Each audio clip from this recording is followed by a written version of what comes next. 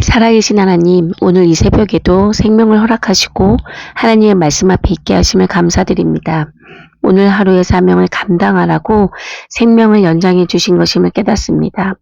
가족들을 대하고 이웃을 대하고 또 직장에서 동료들을 대할 때 하나님의 사람이라는 정체성이 잘 드러나도록 도와주십시오. 그래서 작은 행동과 지나가는 말투, 잠깐 마주친 눈빛이지만 하나님을 믿는 사람답게 하여 주십시오.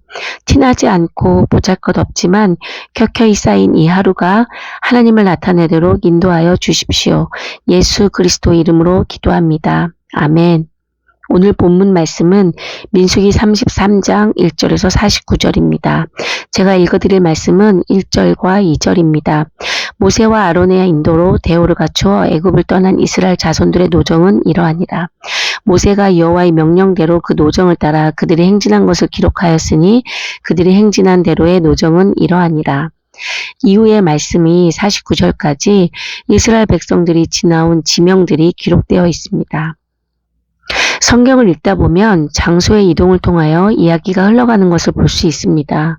창세기는 에덴에서 시작하여 애굽의 고센 땅에서, 출애굽기는 애굽의 고센 땅에서 시작해서 시내산에서 마칩니다.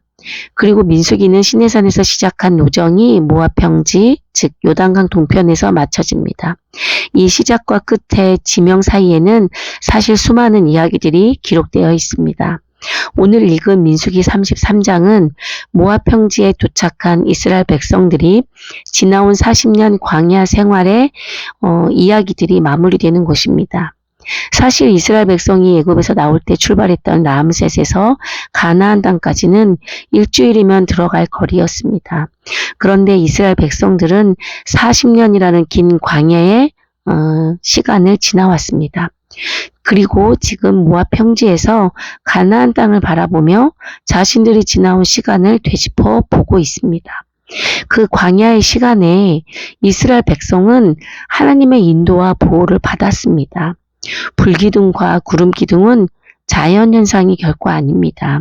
눈앞의 불기둥과 구름기둥은 그 자체로 기적입니다. 하나님의 보호하심이죠. 그렇다면 그러한 하나님의 기적을 매일같이 경험한 이스라엘 백성들은 가나안을 앞에 두고 무엇을 생각하고 있을까요? 그리고 무엇을 다짐하고 있을까요? 우리도 지금 여기에 서서 우리가 걸어온 인생의 노정을 돌아보는 시간을 가져보면 좋겠습니다. 누군가는 이제 막 애굽 땅을 탈출하여 하나님이 약속하신 땅으로 간다는 설레임과 한편 새로운 길을 가야 하는 두려움을 함께 느끼고 계실지 모르겠습니다.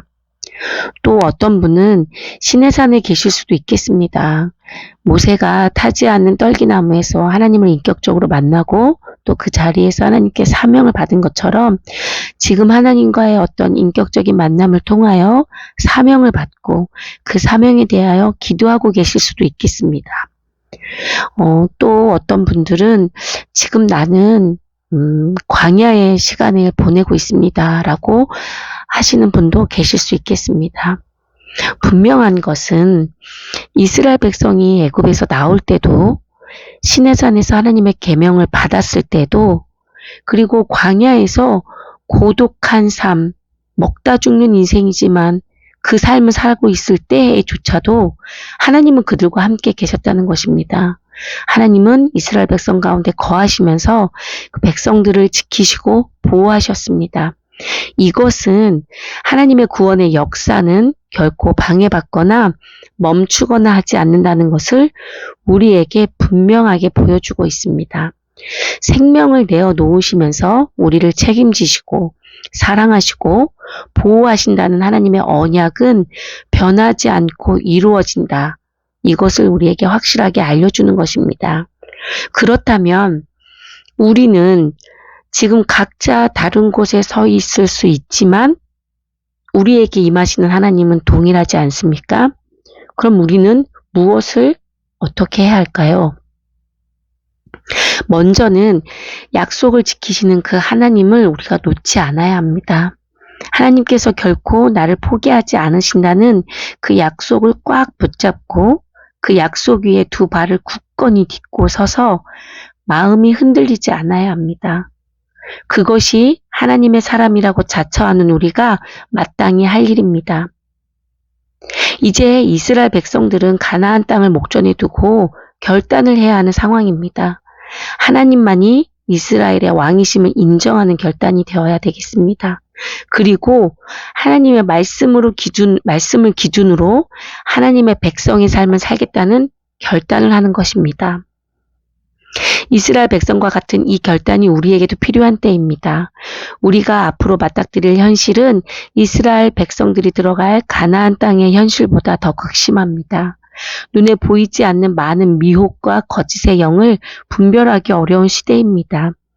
예수님께서 다시 오시는 그날까지 우리는 이 믿음을 지켜야 하는데, 믿음을 지키기 위한 작은 실천, 훈련을 했으면 하는 생각이 듭니다. 우리가 그런 결단을 하면 어떨까요?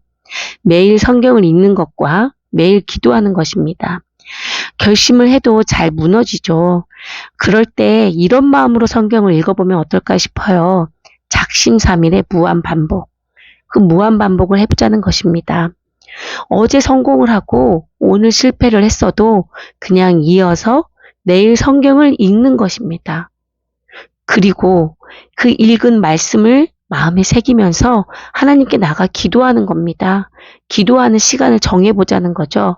하루 30분 혹은 1시간 시간 작정해 보는 것입니다. 처음엔 기도에 집중이 안 되죠. 처음부터 기도가 술술 되지 않는 건 당연한 것이라고 생각합니다. 그런데 엉덩이를 붙이고 앉아있는 훈련부터 해보자는 거예요. 우리가 자녀들에게 공부할 때 자주 하는 말이지 않습니까? 기도하는 엉덩이로 자녀들에게 본을 보일 수 있습니다. 대단하지 않은 하루의 성경 읽기, 기도하기 이 일과가 켜켜이 쌓이는 하루들이 모여서 더 담대하고 평강한 믿음의 우리가 될 것이라고 믿습니다. 작심삼일을 무한히 반복하며 기도 엉덩이 훈련을 결단하시는 우리가 되기를 기도합니다.